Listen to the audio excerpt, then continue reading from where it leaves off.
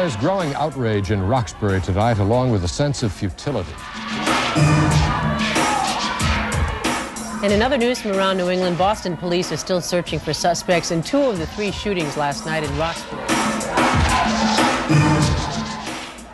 Despite the bloody news reports, the drugs, the gangs, the violence, these young people have not surrendered to the mean streets of Boston.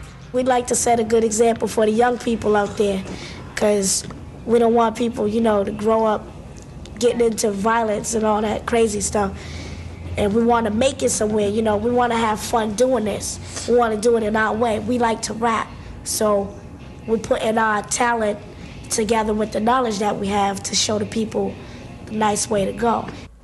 These are the youth of the Dorchester Youth Collaborative, a community center where kids at risk of doing wrong find support and encouragement to do what's right. Does it have an impact? Oh, it has a great impact. A lot of kids are in a group now where used to be in gangs, and now they're pulling kids out of gangs and try to help them out. Who do you think you are?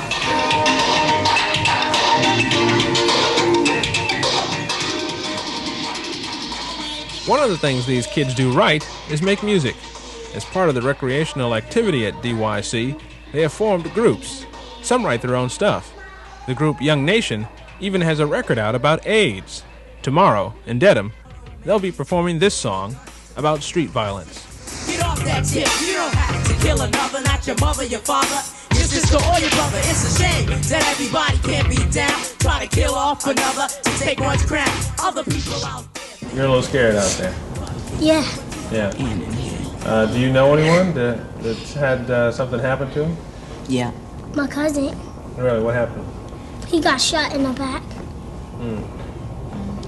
And is he all right? Dead. On Christmas, New Year's, Christmas. He's dead. One shame, you didn't mean to do it, bullets have no name. The way we're living is got to cease. Forever, my brother, now may we rest in peace. Despite the shootings, the stabbings, the madness, these young people are determined to rise above it all. And they're not alone. This video was produced by youngsters at the Roxbury Boys and Girls Club. I mean, a lot of kids want to commit crimes so they can hang with other kids, and they do it so they can hang with other kids so everybody be down and cool. They think it's fresh to do that type of stuff. That's not even a situation, because your parents can tell you one thing, you get on the streets, people are telling you something else, and you're gonna say, oh, he's doing this. My mother's all old, she don't know nothing what's happening. She's an old timer, and your boy's making all this dough, and your mother saying don't do drugs, but your boy's over here clocking much dollars. He gonna not do drugs because your mother said so? Sometimes. Parents ain't got too much to do with it unless, they have a strong influence on their child, but that's not the case most of the time. Sometimes. So you guys, what influence are you going to have on? Are you going to have more of an influence on your peers? Yeah, because we're peers like them. We're young people. We can relate to them more than their parents can. Well, here's the reason I came to you. We gotta put our heads together and stop the violence. For the 10 o'clock news, I'm Marcus Jones. In a club, you come to chill out, not watch someone's blood just spill out. That's what these other people want to see. Another race fight endlessly. You know we're being watched. You know we're being seen. This next piece was produced by a group of teens connected with the Dorchester Youth Collaborative, who call themselves One Nation. It's a music video that they not only produced, but performed in as well. It's currently being aired on cable systems in Detroit, Los Angeles, San Francisco, and here in Boston. They call it Stand Back from Crack.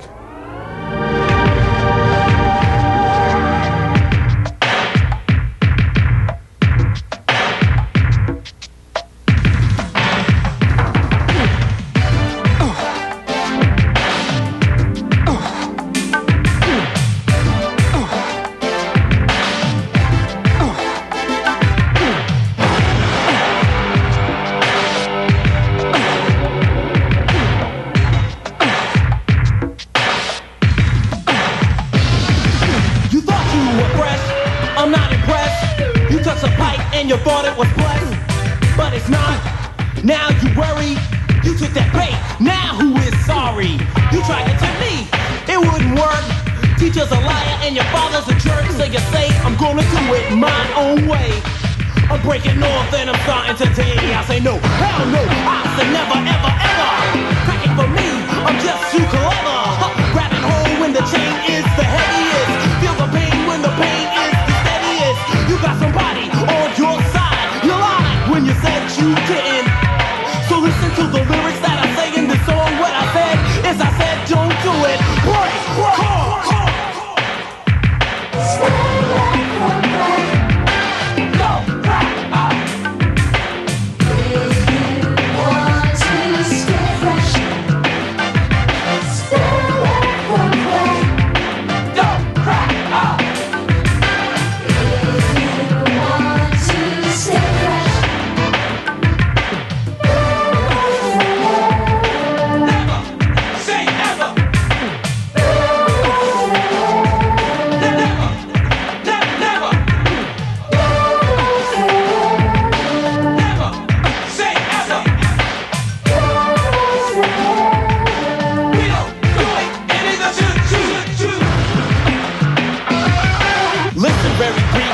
that I speak, cause there's a drug called crack that will make your brain weak. I don't use it, and neither should you, that is true. Cause if you use it once, it will become two.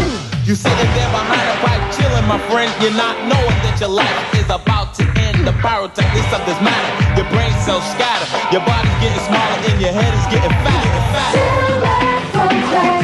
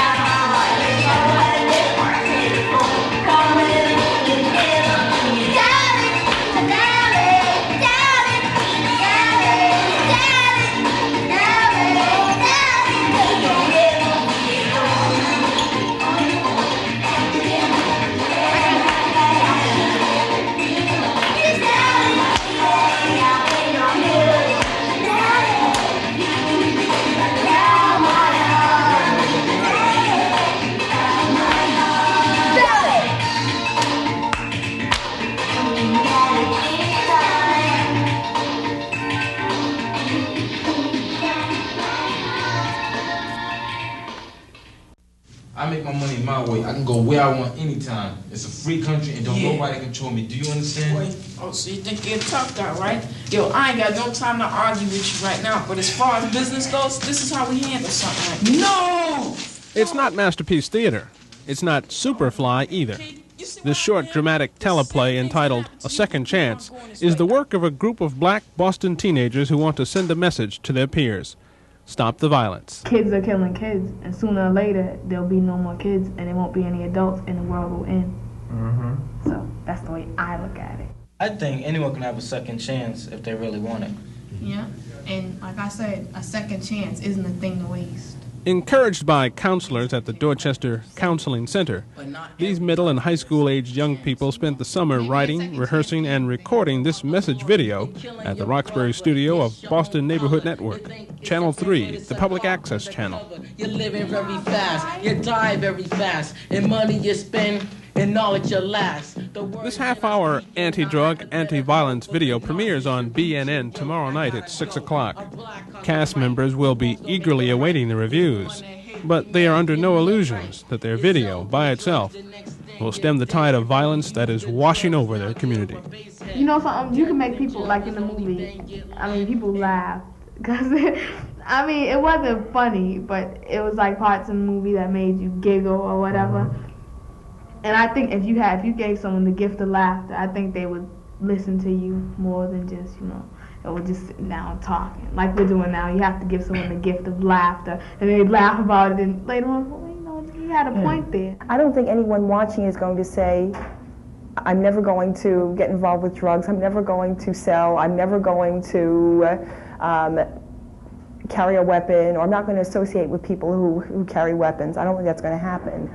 What I'm hoping will happen is if it stops anybody in their tracks, if it gets anybody to even think a minute and not go reflectively or automatically into doing something, that'll be a success. Yeah, believe me, we can make a difference. Oh, God. Each one of these teenagers has been touched by violence in some way. Each one has experienced the death of a friend or a relative. Fernando's father was killed last year, the victim of a street robbery. Donachi's brother, Kingsley Allen, was laid to rest just yesterday. Last week, he was stabbed to death by another teenager at Boston High School. Let me tell you, when I told him about that, about the video and everything, he was like, well, and he was looking at through some brochures. Your brother was a bad boy. He was really bad. My brother was a demon. They'll change it when I come through the window and they'll change the teenagers. Yeah, he was a demon. And it was like this, okay? He was like, okay. What did he say? Okay, he was like, well, I'm going to look through some brochures for boarding school and see, because he called me, he's like, I'm going to look so I can get out of all this violence. He was seriously going to, you know, get out of there. And 2 days later, he got killed. What we're hoping to do with this video, and we'd like to make additional videos, is also have a guide that goes with it, how parents can use it, how teachers can use it, how peer counselors can use it, to really open discussion. This video is really an opener, not a be-all and end-all in itself. Now you understand that it's a dead-end deal. Try it out if you like how a buckshot feels. So don't end up like my homeboy Reese, because there's a better life than the one that's out on the streets. Tomorrow night, in part 3 of our series on children and deadly violence, we will hear from those trying to stop the flow of lethal and illegal weapons. For the 10 o'clock news, I'm Marcus Jones.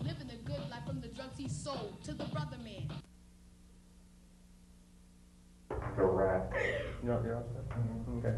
You're all part of the junior, what is it? Junior Board of Directors. J-Bod. What do you do?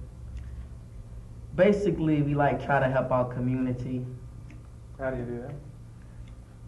Right. Community outreach programs, like do shows and we rap and we do whatever and tell them not to use drugs and tell them to be good. Spread the message. Yeah, try and spread. Is anyone listening to you? Yes, they have to listen, because if they don't listen, then I'll yell at them. Well, they listen to it, they be like say me and Tanachi do a show, they be like, yeah, y'all was good, y'all was good. He was good. But they don't listen. We was trying to get them to listen anyway. It never hurts to try. Yeah.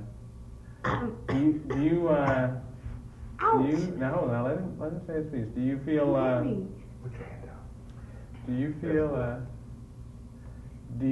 that you actually can persuade people through television? I can't say that. I mean, and not all of these people are doing drugs. So you can't convince me that they're all dealers and users. So where are they getting it from? What is the temptation? What is the glamour in being a violent person? How are you folks doing in school? I assume you're all A students. I'm almost an A student. You're almost an A student. I'm almost a D. I was in high school. It used to be. I'm in advanced class. It used to be the greatest achievement if you were like able to get out. If whatever your birthday or something fell and you were able to get out like at 17 or something like that. But I mean, this fellow at Boston High School, what was he? 19 That was my or something? brother. Which one? Who was your brother? Kingsley Allen. Okay. We're kids. I'm going to we see are Christmas. kids. Yeah, enjoy I'm going to check tomorrow. out Peter Panda. Yeah. Peter Panda? Peter Panda. Well, we gotta get that after look. Yeah, Joe will be down in a minute. We send it back, we send it on the side.